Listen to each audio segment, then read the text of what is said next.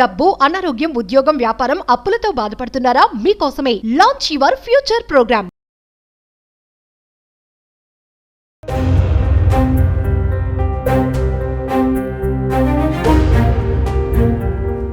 అందరికీ నమస్కారం. నేను Swaroopa Putlapalli. Welcome to Suman TV.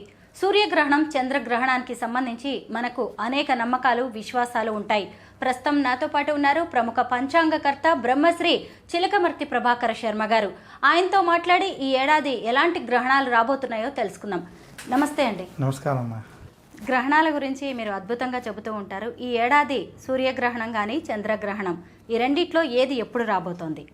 ఈ సంవత్సరం మనకి 7 సెప్టెంబర్ 2025 చిలకమర్తి పంచాంగరీత్యా దృక్ సిద్ధాంత పంచాంగణితం ఆధారంగా ఆ రోజు ఆదివారం రాత్రి సమయంలో రాహుగ్రస్త చంద్రగ్రహణం ఏర్పడింది.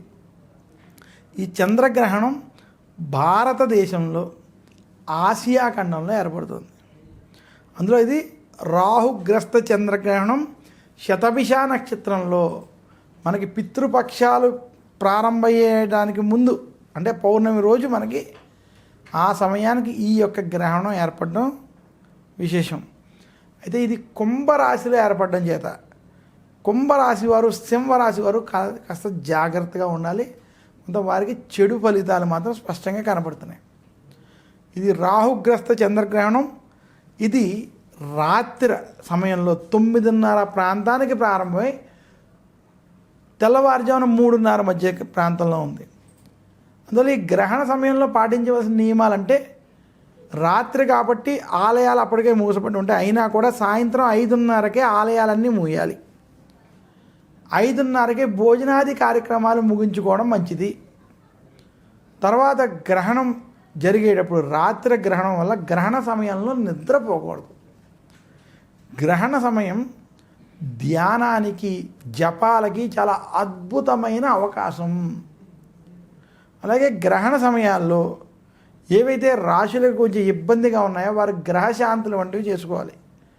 సూర్యగ్రహణం అయితే బంగారం దానం చేసుకోవడం, రాగి దానం చేసుకోవడం, చంద్రగ్రహణం అయితే వెండి దానం చేసుకోవడం వంటివి చేసుకోమని శాస్త్రాలు తెలియజేసాయి. అలాగే గ్రహణ సమయంలో గ్రహణానికి పూర్వం పట్టు స్నానం, అంటే గ్రహణానికి ముందు పట్టు స్నానం, గ్రహణం అయిన తర్వాత విడుపు స్నానం కూడా మనం ఆచరించాలి. అసలు మనం స్వచ్ఛ భారత్ అని ఈరోజు మాట్లాడుకుంటున్నాం, కానీ ఎత్ర స్వచ్ఛ తత్ర లక్ష్మి అని మన పూర్వీకులు చెప్పారు. గ్రహణానికి ముందు స్నానం చేసి, గ్రహణం అయిన తర్వాత స్నానం చేసి, గ్రహణం అయిన తర్వాత ఇళ్ళంతా శుభ్రంగా ఉంచుకోవడం, దేవాలయాలు శుభ్రపరచుకోవడం, ఇది మన యొక్క సనాతన ధర్మంలో స్వచ్ఛతకి ఇచ్చినటువంటి ప్రాధాన్యత. అలాగే ఇంటిలో అయినా పాతగా ఉండినటువంటి ఆహారం వంటివి ఏమైనా ఉంటే గ్రహణ అయిన తర్వాత అవన్నీ కూడా తీసేసి అటువంటివి వాడకుండా ఉండడం చేత ఆరోగ్యం బాగుంటుంది, అనారోగ్యం రాదనేది కూడా పెద్దలు చెప్పినటువంటి సిద్ధాంతం. ఆహార పదార్థాల మీద గరికపోచలు లాంటివి వేస్తూ ఉంటారు కదా, వాటి వల్ల ఉపయోగం ఏంటి? ఆహార పదార్థాల మీద మనం వేసేటువంటి వాటిని దర్భలు అంటాం.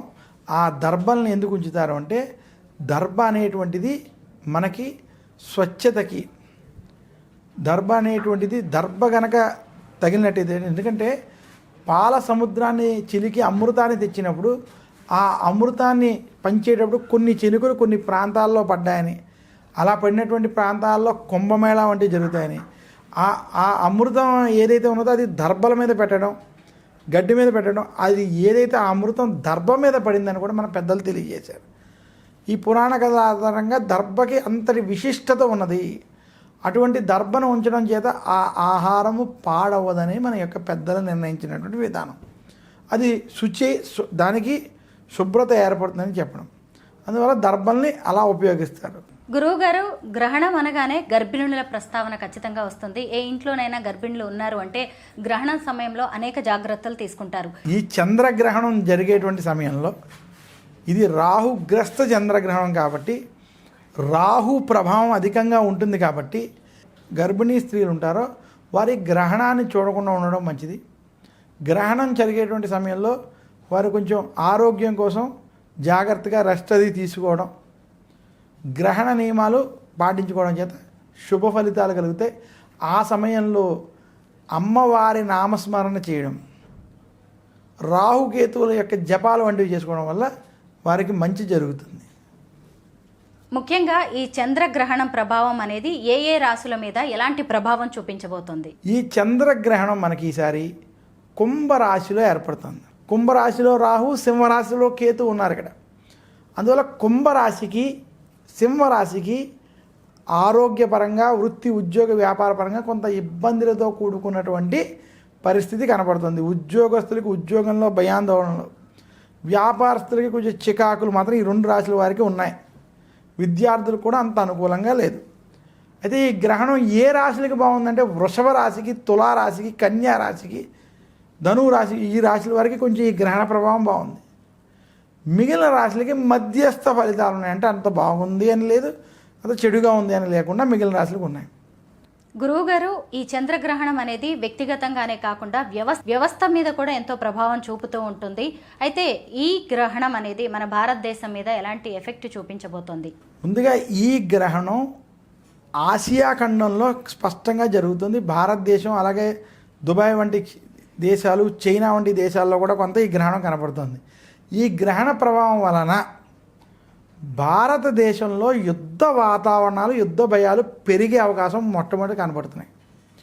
ఈ గ్రహణ ప్రభావం వల్ల ఆతంకవాదులు, ఉగ్రవాదుల మీద ఏదైనా దాడులు కానీ లేదా కొంచెం ఇబ్బందికరమైనటువంటి స్థితి ఖచ్చితంగా ఈ గ్రహణ ప్రభావం కనబడుతుంది. రాబోయే 4-5 నెలల్లో ఈ గ్రహణ ప్రభావం చేత ఇబ్బందులు కలుగుతాయి. అలాగే కొన్ని చోట్ల అనుకోని వరద బీభత్సాలు, కొన్ని ఇబ్బందికరమైనటువంటి స్థితులు కూడా ఈ ప్రభావం, గ్రహణం యొక్క ఎఫెక్ట్ మనకి అనుకోనివి కనబడుతున్నాయి. ముఖ్యంగా దక్షిణ భారతంలో తమిళనాడు, కేరళ ప్రాంతాలు, అలాగే ఉత్తర భారతంలో ఈశాన్య హిమాలయ ప్రాంతాల్లో ఇబ్బందికరమైనటువంటి స్థితి కనపడుతుంది. ఇంకా ఈ గ్రహణ ప్రభావం ఈసారి ప్రపంచవ్యాప్తంగా ఇన్ఫ్లేషన్ ఏదైతే ఉందో పెరిగేటువంటి స్థితి రాబోయే 6 నెలలు 8 నెలల్లో కనబడుతున్నాయి. ఉద్యోగస్తులకి ఉద్యోగాల్లో ఆటంకాలు, ఇబ్బందులు ఎదురయ్యేటువంటి స్థితి కొంచెం ఈ గ్రహణ ప్రభావాన్ని చూసుకున్నట్లయితే, అందులో కుంభరాశి శనికి సంబంధించినటువంటి రాశి కాబట్టి ఇది. అలాగే ఆయిల్, గ్యాస్, మెటల్ రంగాల్లో రేట్లు పెరిగేటువంటి, అంటే మళ్ళీ బంగారం వంటివి కూడా రేట్లు పెరిగేటువంటి స్థితి కనపడుతుంది. సో ఈ గ్రహణ ప్రభావం కొంచెం ఇన్ఫ్లేషన్ వంటివి, మార్కెట్లో కొంచెం పతనాలు వంటివి మాత్రం స్పష్టంగా ఈ గ్రహణ ప్రభావం కనపడుతుంది. అందువల్ల కొంచెం ఉన్నప్పుడు ఒక 5-6 నెలలు జాగ్రత్తగా ఉన్నట్లయితే జాగ్రత్తలు తీసుకోవడం మంచిదని మాత్రం సూచిస్తున్నాను. యుద్ధాలు, ప్రళయాలు, ద్రవ్యోల్బణం, ఇన్ని విపత్తులను సృష్టించే శక్తి చంద్రగ్రహణానికి ఉంటుందా? ఇన్ని విపత్తులు సృష్టించేటువంటి శక్తి చంద్రగ్రహణానికి కాదు.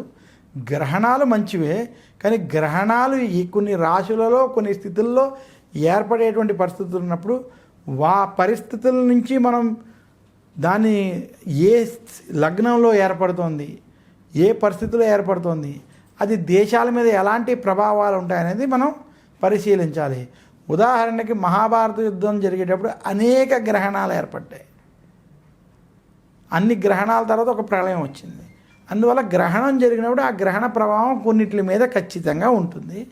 అది ఏ రకంగా ఉంటుంది, అది మంచిగా ఉంటుందా, చెడుగా ఉంటుందా చూసుకోవాలి. కిందటి సంవత్సరం ఇదే గ్రహణాలు అమెరికా, ఐరోపా దేశాల్లో అయినప్పుడు ఇదే సుమన్ టీవీలో మనం ఐరోపా దేశాలకి ఇది అంత అనుకూలమైన సమయం కాదు, ముఖ్యంగా రష్యా, ఈ అరబ్ దేశాల మధ్య గ్రహణం కనిపించినప్పుడు యుద్ధ వాతావరణాలు ఉంటాయని మనం చెప్పుకున్నవి కనపడ్డాయి. కాబట్టి ఇప్పుడు భారతదేశంలో నడుస్తున్నప్పుడు ఈ సమయం కొంచెం ఎలా ఏర్పడింది కాబట్టి కొంచెం జాగ్రత్త వహించాలని మాత్రం నేను సూచిస్తున్నాను.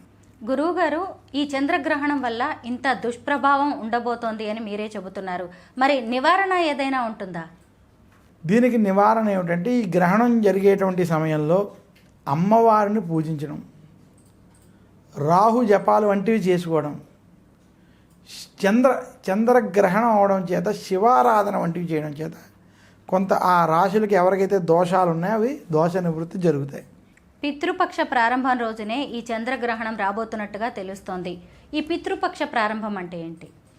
పితృపక్షాలు అంటే మహాలయ పక్షాలు, పితృపక్షాలు. మనకి ఇవి చాలా విశేషమైనటువంటి పక్షాలు. ఎందుకంటే మనం దేవతలని పూజిస్తే, కోరికలతో దేవతలను పూజిస్తాం. అంటే నాకు ఒక ఇల్లు కావాలి, నేను చేసేటువంటి వృత్తి ఉద్యోగ వ్యాపారాలు బాగుండాలి, నాకు సంతానం కావాలి, వివాహం అవ్వాలి, నా కుటుంబం బాగుండాలి, నా దేశం బాగుండాలి, ప్రజలు బాగుండాలి, ఇలా కొన్ని ధర్మబద్ధమైనటువంటి కోరికలతో పూజలు చేస్తాం భగవంతుని కోసం. ఆ చేసేటువంటి పూజలకు ఒక ఫలితం వస్తే పితృదేవతలకి చేసేటువంటి పిండ ప్రదానాలు, శ్రాద్ధ కర్మలు, తర్పణాలకి దానికంటే రెట్టింపు పుణ్య ఫలితం లభిస్తుందని మన శాస్త్రాలు తెలియజేసేవి. ప్రతి అమావాస్యకి గతించినటువంటి పితృదేవతలు అంటే తల్లి, తండ్రి, ఇంట్లో ఎవరైనా చనిపోయినటువంటి వారు ఉంటే వారికి తర్పణాలు వదలాలి. నేటి ఆధునిక సమాజంలో అలా ఎవరూ చేయలేనటువంటి పక్షంలో సంవత్సరంలో ఒక్కసారి వచ్చేటువంటి మహాలయ పక్షాలు, పితృపక్షాల్లో మహాలయ అమావాస్య వంటి రోజుల్లో ఆ తర్పణాలు వంటి విడిచిపెట్టినట్లయితే ఆ సంవత్సరం మొత్తం వదిలినటువంటి ఫలితం వచ్చి ఆ పితృదేవతలు శాంతిస్తారు. పితృశ్రాపాలు, పితృదోషాలు ఉండవని, దానివల్ల జీవితంలో కష్టాలు ఉండవు, సుఖ సంతోషాలు ఉంటాయని. చాలామంది నేను రోజు పూజ చేస్తున్నాను అయినా కూడా నాకు ఏదో ఒక సమస్యలు ఉన్నాయంటే పితృదోషాలు ఉన్నాయేమో, మనమైనా వారికి కార్యాలు సరిగ్గా చేయలేదేమో చూసుకోవాలి. ఇదే కాకుండా ఏ వ్యక్తి ఎప్పుడు చనిపోయాడో, కరోనా మహమ్మారిలో కావచ్చు, యుద్ధాల్లో, విదేశాలలో ఏ సమయంలో చనిపోరో తెలియనటువంటి సందర్భాల్లో వారికి ఆ సంవత్సరం సరిగ్గా ఆ తిథిలో ఏదైనా కార్యక్రమం చేయలేనటువంటి ఇదిలో ఉన్నటువంటి వారు ఈ పితృపక్షాల్లో ఆ తిథుల్లో వాళ్ళకి గనక కార్యక్రమాలు ఆచరించిన, లేదా ఆ తిథి తెలియనప్పుడు మహాలయ అమావాస్య రోజు కనుక ఆ కార్యక్రమం చేసిన వారికి దోషాలు ఉండవుగా, పైగా శుభ ఫలితాలు కలుగుతాయని శాస్త్రాలు తెలియజేసే. గురువుగారు, అసలు ఈ రోజుల్లో ఎవరికి వారు ఎంతో బిజీగా ఉంటున్నారు. ఈ చంద్రగ్రహణాల గురించి ఆలోచించే తీరిక కూడా లేదు. అలాంటప్పుడు ఈ నివారణ మార్గాలను అనుసరిస్తారా? చేయకపోతే జరిగే నష్టాలేంటి? జరిగే నష్టాలు ఇవన్నీ మనం మాట్లాడద్దు, భయపడేటువంటి స్థితి కాదు. కానీ ఇవి ఆచరించుకుంటే మంచి జరుగుతాయని మాత్రం మనం చెబుదాం. అలా మంచి జరిగితే వారికి మంచి జరగడం వల్ల వారికి మనకి మంచి అని కోరుకుంటూ, వారికి కనుక ఇలాంటి ఇబ్బందులు ఎదురైతే ఇవి చేసుకోని మాత్రం మనం సూచిద్దాం. అంతే. Thank you so much Sharma గారు. చంద్రగ్రహణం గురించి అనేక గొప్ప విషయాలను వివరించారు. నమస్కారం.